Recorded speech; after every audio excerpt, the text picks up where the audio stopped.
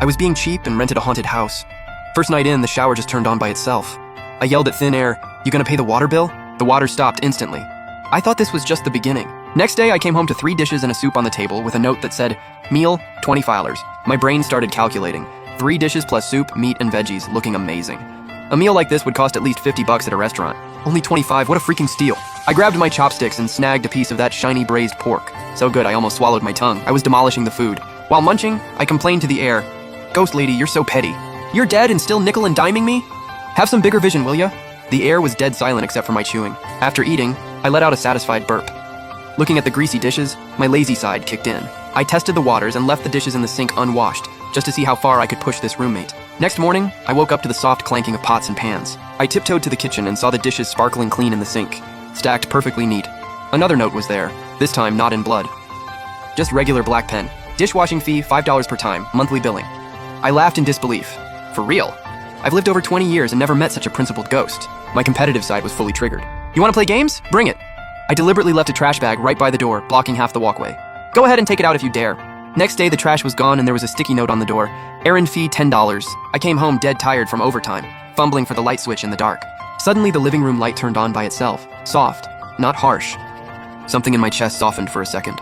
Then a note floated down from the lamp. "Left the light on for you. Electricity billed separately." And just like that, the warmth got crushed by those 4 words. Billed separately. I rolled my eyes at the ceiling. Days went by with this ridiculous back and forth. I gradually figured out my ghost roommate's personality. Her name's Liu Ruyan.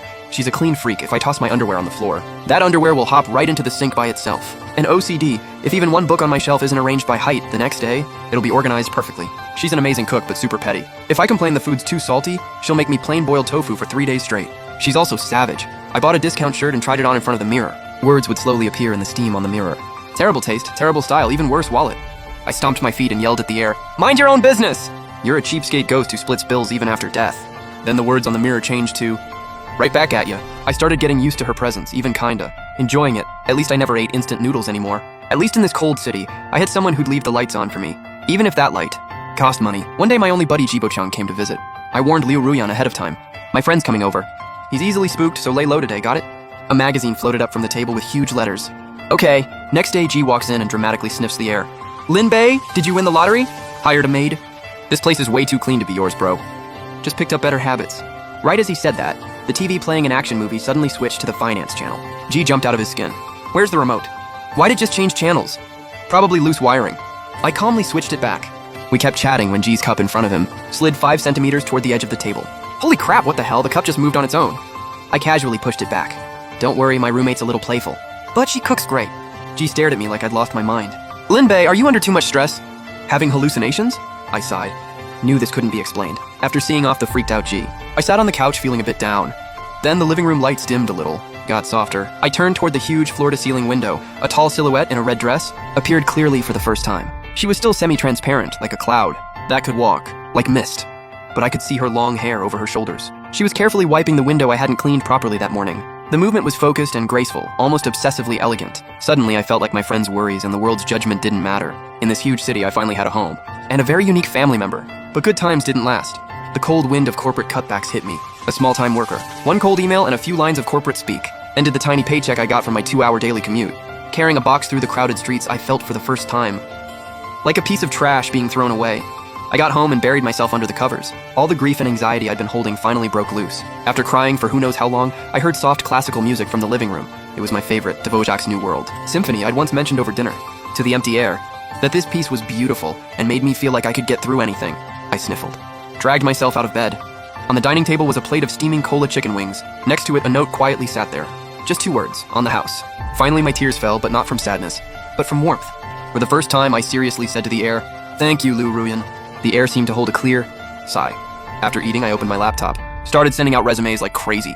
But every resume I sent disappeared into the void. The few interviews I got all ended in rejection.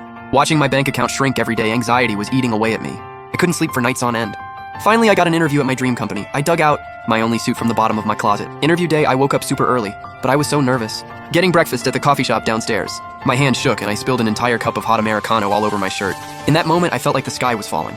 I ran home in a panic, wanting to die. The interview was in an hour. No way I could buy a new one. Was I really gonna give up? Right then I heard from the bathroom the soft hum of the washing machine starting up. I froze. I rushed over and saw my coffee-stained shirt tumbling in the washer. 20 minutes later, the washer stopped and the dryer kicked on. 20 minutes after that, a clean, warm, lightly fragrant shirt was hanging on an invisible hanger at my bedroom door. I stared at that brand new looking shirt. Felt like I was dreaming. I threw on the shirt and bolted out the door. On the way to the subway, it was rush hour. Watching the minutes tick by, I was sweating bullets, just as I was about to turn around and catch a bus. The subway gate in front of me suddenly beeped, green light flashed, and the barrier opened automatically. No time to think. I shot through like an arrow, jumped onto the platform. The train I needed was slowly closing its doors. Crap, my heart sank. Just as the doors were about to seal shut, something seemed stuck in the gap. A sharp alarm went off, and the doors popped back open. I stumbled onto the train. On the train, I was gasping for air, heart pounding out of my chest. This was too much of a coincidence. Like someone was clearing the way for me. I made it to the company 5 minutes before the interview. Sitting in the waiting room, every second, was torture. After forever, it was finally my turn. I took a deep breath and walked in. 4 interviewers lined up, looking dead serious. My palms were sweating. The self-intro I'd prepared was right there, but my mind went blank. I totally froze, just as I was about to crawl into a hole. A black pen on the table rolled right over to my hand. I grabbed it instinctively. The cool touch snapped me back. I looked down. Carved into the pen with a tiny knife were 2 small but clear words: stay steady. My nerves settled instantly. Those 2 words hit like adrenaline, straight into my veins. Good afternoon, interviewers. I'm Lin Bei. That interview? I crushed it like never before. A week later, I got the offer. First day on the job, first thing I did? Hit up the grocery store for good wine. And a ton of fresh ingredients, got home and cooked. A huge feast, poured 2 glasses of wine. Raised one up. Liu Ruyan, this drink's for you. My MVP. The other glass! Gently swayed, and clinked with a crisp sound, like she was toasting back. I smiled, but my eyes got wet. I knew I wasn't alone. I had an invisible guardian angel. Life with Liu Ruyan, after landing the new job, hit a whole new level of harmony. I brought home the bacon. She kept the place spotless, and used her business logic to monitor my spending, planned my finances. I even started enjoying this unique companionship. Hot meals waiting when I got home from work. A financial advisor on payday, helping me budget whenever I hit a work problem. Books and materials would mysteriously appear on my desk. She was like a silent mentor, a super capable house manager, the most familiar stranger I knew, but I knew nothing about her past. As we got closer and closer, my curiosity grew stronger. How did Liu Ruyan die? That vague online report said she died from accidental gas poisoning, but something didn't add up. I tried asking her, Liu Ruyan, how did you really die? The lights in the room flickered. She seemed to want to say something, but was held back by some force. Couldn't get the message across clearly. The more she reacted, the more suspicious I got. Finally, I decided to dig into the house itself. I tracked down the real estate agent who rented me the place, Mu Yulu. I asked her to meet at a nearby restaurant. Excuse was I wanted to discuss renewing the lease. Mu was all smiles and friendly as always. Mr. Lin, settling in okay? That place has great location, great layout. Just had a little incident before. Most people can't handle it. But looking at how healthy you look, I knew you'd be fine. Yeah, it's been good. I'm just curious what happened there before. I looked online and only found one vague article. Said the owner died accidentally. It's all in the past. Just an accident. Don't overthink it, young man. Just live there peacefully. The place actually has good feng shui.